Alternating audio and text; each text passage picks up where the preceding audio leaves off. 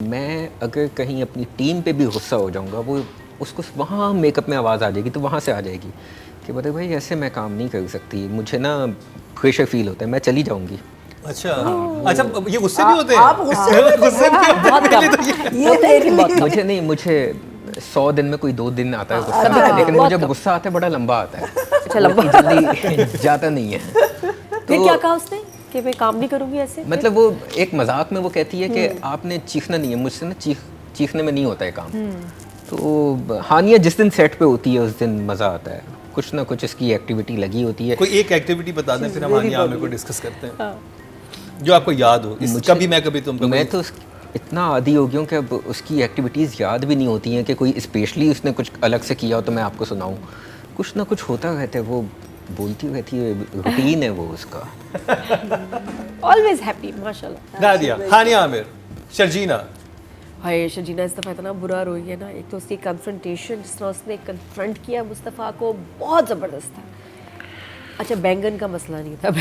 फिर बता दो, बैंगन की वजह से शर्जीना बीमार नहीं हुई, हॉस्पिटल नहीं आई, उसको हुआ क्या है?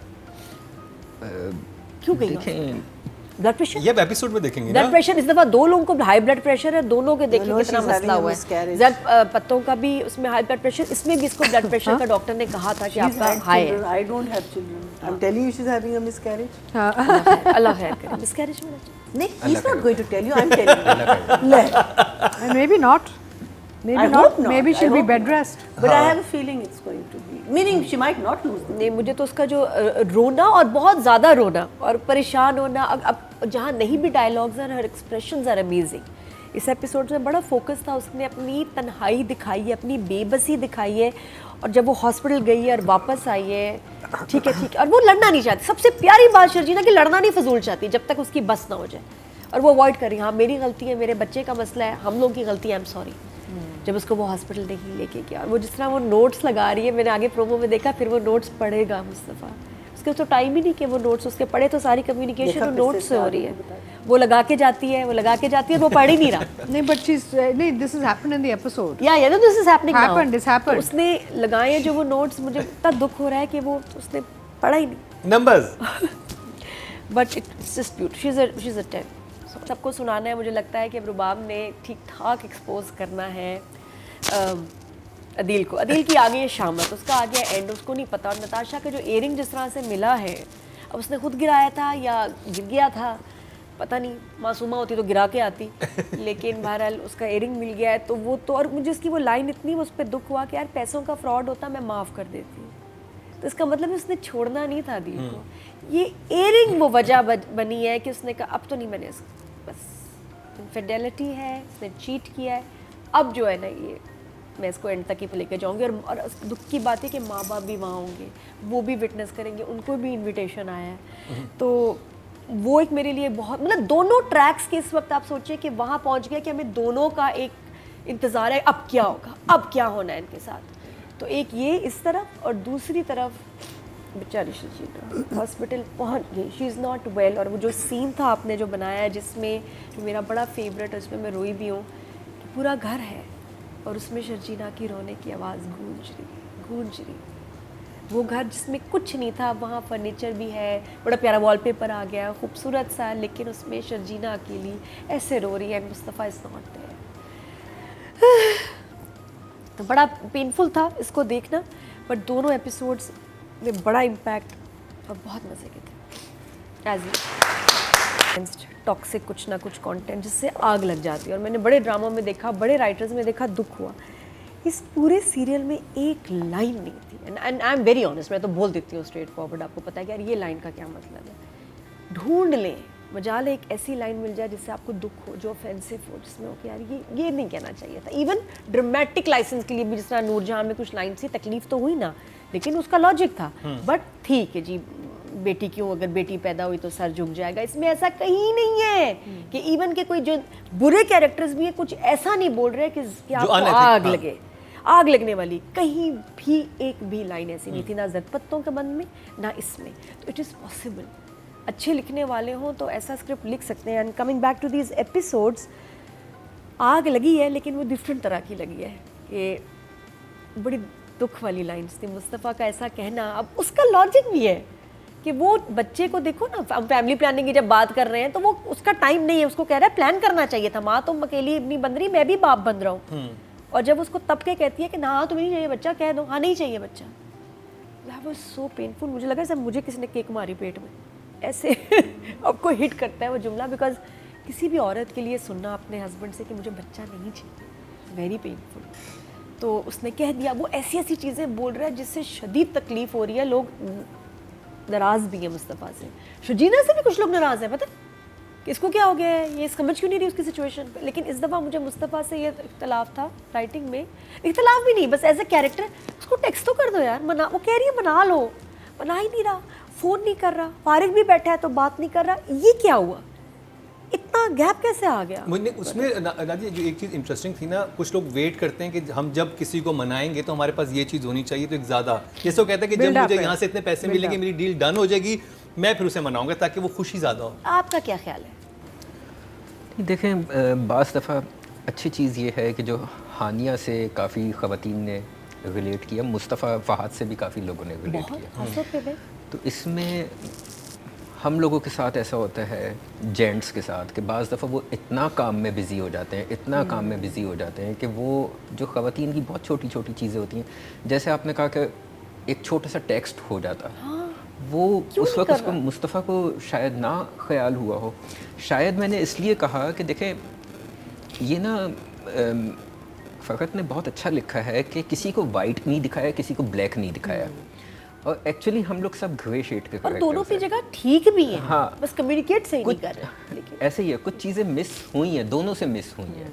और आई थिंक हर रिलेशनशिप में ऐसा होता है, Yeah. कोई भी एक हेल्दी रिलेशनशिप होगी वो बिल्कुल परफेक्ट नहीं हो सकती, उसमें अप्स एंड डाउन्स आते हैं, Especially young people. हाँ, और जब नए न्यूली कपल में तो ये होता है। और ऐसी सिचुएशंस हमने दूसरे ड्रामों में देखी, बट लाइंस इतनी ड्रामाई होती थी, और क्या होता था, एक ने बात किया दूसरा चला गया।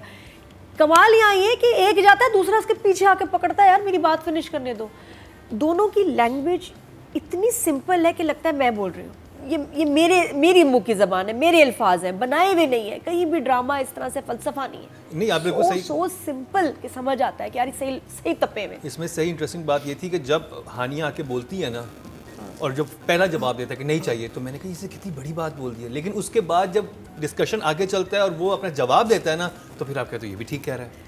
तो वो मतलब वो जो कमाल कितना है, बदर महमूद कह रहे हैं कि वो ग्रे में थे, ग्रे में है, जैसे हर इंसान होता है, कोई भी ब्लैक एंड व्हाइट नहीं होता। वो कितनी सही बात कर रहा है, कह रहे हम प्लानिंग करके करते, हम उसको क्या इस गंद कबाड़ में रखेंगे, बड़ा होके क्या देखेगा, मैं इसको ये दे रहा हूँ। तो और वो जब अपने ऑफिस में भी बोलता है कि मेरा बच्चा ये देखेगा, मुझे नहीं ये चाहिए, कि वो बाप को एज ए लूजर देखे नहीं।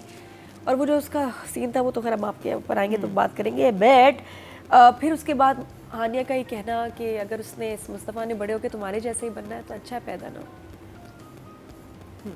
उफ, रुला दिया। बहुत बहुत खूबसूरत लाइन्स थी, they were just beautiful। अब ज़रपत्तों का पन भी है ना इस दफ़ा। तो फिर आप देख लें, आपने टेंशन हो रही है, 9 तो है। बदर साहब का काम कैसा लगा आपको? हाय बदर का इस 2 ये भी आगे हम और अच्छा, मज़ीद एक और जगह गाहे बगाहे टॉर्चर करते रहेंगे। मुझे कितनी प्यारी लाइन लगी जो पहले मैं नहीं मेंशन की, जावेद शेख की इतनी अच्छी इनकी लाइन थी कि रिटायर्ड और बीमार शौहर की बीवी के आगे उसकी कोई इज्जत नहीं होती। रिटायर्ड या बीमार शौहर की उसकी बीवी के आगे कोई इज्जत नहीं होती। And the way he was saying it, अच्छा बुशरा जी के आपने शूट बड़ा प्यारा किया हुआ कि वो उनको फेस नहीं कर रही, उनके एक्सप्रेशंस, और उसी पीछे उनकी वो कन्वर्सेशन विद द डॉटर के घर तो बिक गया, तुम्हारी माँ ने कहा, मैंने बेच दिया, चला गया, हो गया, आ गए बहू के पड़े हुए दर पे, घर पे पड़े हैं, जलील हो रहे हैं। बहुत प्यारा एक वो शॉट। ऊपर से जो बहुत जिस शॉट ने मुझे रुलाया, मुस्तफ़ा का गंदी वहाँ इलाके में बैठा हुआ है, वहाँ एक बच्चा रो रहा है, और वो जिस तरह उसको देखता है ना, बहुत खूबसूरत था। वो बच्चा रो रहा है और उसको लगता है कि ये मेरा ही बच्चा होगा, और यहाँ इधर रो रहा है और उसको बुलाता है और वो गायब हो जाता है। वैसे इसके पीछे क्या मतलब था, क्या कहना imagining. लेकिन हाँ, इमेजिनेशन थी, ऐसा नहीं है कि मुस्तफ़ा बच्चा नहीं चाहता है, ये आई थिंक उसका हाँ, उसकी एक किसको नहीं चाहिए बच्चा, बिल्कुल चाहता है वो।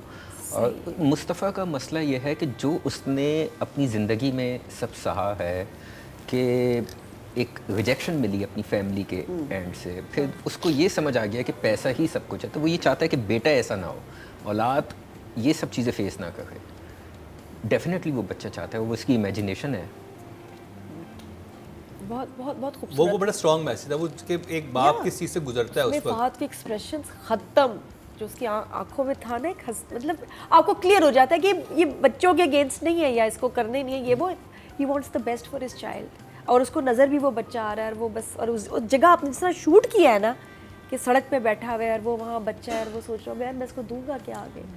तो बहुत बहुत प्यारा सीन, इतना प्यारा वो शूट हुआ है। फिर शर्जीना का रोना, शर्जीना का पूरे एको और जो फील के साथ, एक तो होता ना ऐसी रो रही होती है, रो वहाँ रही है, आवाज़ें आ रही है उस घर में, उसकी चीख, मतलब चीखें तो नहीं, क्या रोने की गूंज इज़ वेरी वेरी पेनफुल। अच्छा 3 OSTs बड़ा स्मार्ट काम था, मेहनत वाला काम था, ये करते नहीं लोग। एक OST को चाहे चले या ना चले, लेकिन तुम तड़का शुरू से आखिर तक मर रहा है, जी रहा है, प्यार है, कुछ भी वो ही गाना चल रहा होता है, क्योंकि एक ही OST है। हमने 3 बना लिए, कैसे? 7 स्टेजेस को हमने डिवाइड किया था कि इतने स्टेजेस पे ये चलेगा, इतने स्टेजेस पे ये चलेगा, इतने oh very nice. was planned। Plan किया। और ये जो है ना दिल तोड़िया, बड़ा ही बहुत प्यारा। ये किसके अल्फाज गाने होते थे, मतलब लिरिक्स, ये वो किसने लिखे हैं? मुख्तलिफ लोगों ने लिखे हैं। गाने मुख्तलिफ बने लोगों हुए ने- थे या आपने बनवाए? नहीं, बनवाए सब बनवाए। With the situation. जी जी। अलाकार्ड, अलाकार्ड कहते हैं इसको। ये अलाकार्ड था, मेन्यू में अपने अपनी पसंद से नादिया। बनवाए, ब्यूटीफुल। और बस looking forward to the episodes, इतना कुछ लिखा है, बहुत मज़े का। And I just want to say really thank you, क्योंकि ये प्रोडक्ट हमारे लिए एंटरटेनिंग एज वेल एज बहुत फ़ख्र की प्रोडक्ट है। इतना मज़ा आ रहा है, इतना अच्छा you लग so रहा है इसको देख के। Thank you so much. And बदर इज़ अ 10। मैया जी Viewers को के दरमियान में मौत आए ना आए, नादिया खान जरूर आ चुकी है। मैं तो बीच में बैठी हुई होगी, इंशाल्लाह आखिरी एपिसोड में सिनेमा में आप भी आइएगा हमें देखने। कि अल्लाह इनको खुश रखे, माशाल्लाह कोई भी ना मरे, मेरी तो यही दुआ है। आखिरी में जाते जाते आपसे सिफारिश ही कर सकती हूँ कि किसी को ना मारिएगा, अगर मार चुके हैं तो दोबारा रीशूट कर लें। एनीवेज बाकी इतनी प्यारी लाइनें मुस्तफ़ा की। मुझसे ज़्यादा फैसल उसकी मुझे समझा रहे होते हैं, पॉज किया हमने 5-6 दफ़ा, नहीं क्या मतलब, नहीं क्यों ऐसे करा, नहीं देखो तुम समझो इसको, ये सोच रहा है, ही इज़ राइट। तो एज अ मैंस पर्सपेक्टिव मुझे फैसल इस तरह समझा रहे थे कि मुझे लगा हाँ यार लॉजिक तो है, ये इसलिए ऐसे कर रहा है। लेकिन बड़ी प्यारी लाइंस विद इमोशंस कि तुम्हारा बच्चा, तुम माँ हो, मैं भी तो उसका बाप हूँ, और ये हालात है हमारे बच्चे रखने के, मेहनत कर रहा हूँ और करूँगा, the way he says it. तो वो लाइनों में ऐसी जान आ जाती है। फिर मुस्तफ़ा का, और जब वो रुक के म्यूजिक चलता है, वो सिर्फ देखता है ना, जब शर्जीना पंच मारती है किसी बात की, और वो ऐसे जब उसको देखता है ना, उसको फील होता है मैंने क्या हर्ट किया यार, मैंने कह तो दिया है लेकिन अब हर्ट है। फिर उसका रात को घर आना, दानिश सदीकी को तो उठवाना पड़ेगा पक्का, जो ये तंग कर रहे हैं दोनों के बीच में आए ना, हाँ भाई घर पहुंच गया, वापस आओ। क्यों वापस आओ? हाँ फिर क्या कर रहे, फिर आ जाओ, और तैयारी कर ले। वो सबसे बड़ा दुश्मन इन दोनों के जो बीच में आए। बच्चा शहाब कहाँ से आपने, कहाँ से? देखें अभी आपने डिस्कस किया ना उसको, जबरदस्त किसको? I love it. Custom officer was लेकिन जो ये कि अजीब डांस को बंद trap करके करते जो हैं, उसने मुझे बात पैसे की, उसका चाहिए। अपना स्टाइल है, beauty. No, he was not bad. He was amazing. Bad किसने कहा? Nadia loved it. Discovery of the century. Just now you're saying. No lovely, I love the So way. for what he did, he बहुत अच्छा lines तो कर, पूरा ये गुंडा character लग बड़ा रहा अच्छा था भाई। गैंगस्टर लग रहा कहाँ से आए? लेखक आ गए, लेकिन डिस्कस किया ना आपने। हाँ डिस्कस किया, डिस्कस। ऐसा No, वैसा? no, I thought he was good. तो पूरा चैप्टर था हमारे शो में, सेगमेंट था, वेरी नाइस।